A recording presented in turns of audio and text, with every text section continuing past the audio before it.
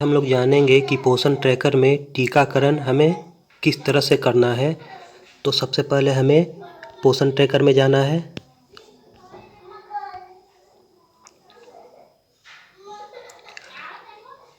पोषण ट्रैकर में जाने के बाद हमें सबसे पहले लाभार्थी में जाना है या बेनिफिशियरी में जाना है। तो यहाँ दो तरह से हम जा सकते हैं इस मेनू में, एक बेनिफिशियरी जो इंग्लिश में यहाँ है, या दूसरे हिंदी में जो यहाँ है। तो हमें कहीं भी क्लिक करना है इन दोनों जगहों में से। तो सबसे पहले हम लाभार्थी में जाते हैं। लाभार्थी में जाने के बाद हम किसी भी श्रेणी में जाते हैं, जैसे 0 से 6 माह, 6 माह से 3 महीने, स्तनपान कराने वाली माताएं, गर्भवती महिलाएं या बच्चे में। तो जैसे हम बच्चे में जाते हैं, 0 से 6 माह के 0 से 6 माह के बच्चे में जाने के बाद हमें यहाँ 3 डॉट दिखाई पड़ेंगे। यहाँ सभी नाम के दाईं तरफ 3 डॉट दिखाई पड़ रहे हैं। तो सबसे पहले हमें 3 डॉट पर क्लिक करना है। 3 डॉट पर क्लिक करने के बाद हमें यहाँ एक चौथा ऑप्शन दिख रहा है, टीकाकरण विवरण जोड़ें। इंग्लिश में इसी को वैक्सीनेशन लिखा जाएगा। तो सबसे पहले हमें टीकाकरण विवरण जोड़े में जाना है। टीकाकरण विवरण जोड़े में जाने के बाद हमें यहाँ तरह तरह के ऑप्शंस दिख रहे हैं। पहला OPV ओरल पोलियो वैक्सीन, दूसरा हेपेटाइटिस बी, तीसरा पंच संयोजक 1।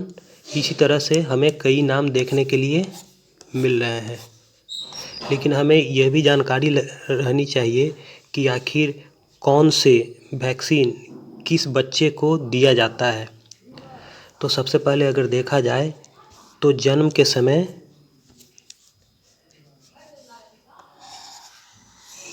के समय इन तीनों टीकों को दिया जाता है। अगर 6 माह के बच्चे हैं तो 6 माह के बच्चे के लिए ये टीका, 10 सप्ताह के बच्चे के लिए ये टीका और 14 सप्ताह के लिए ये।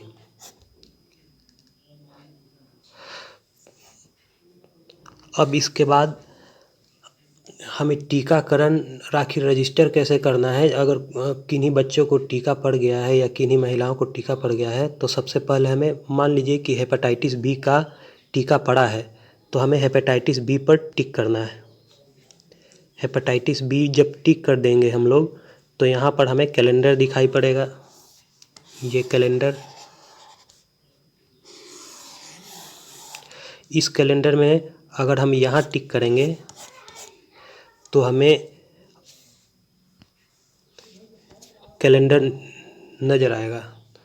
तो आखिर जिस डेट में टीका पड़ा है बच्चे को, तो उस डेट पर हमें टिक लगा देना है और फिर ओके पर क्लिक कर देना है। और फिर आखिर में हमें सुरक्षित पर टिक कर देना है।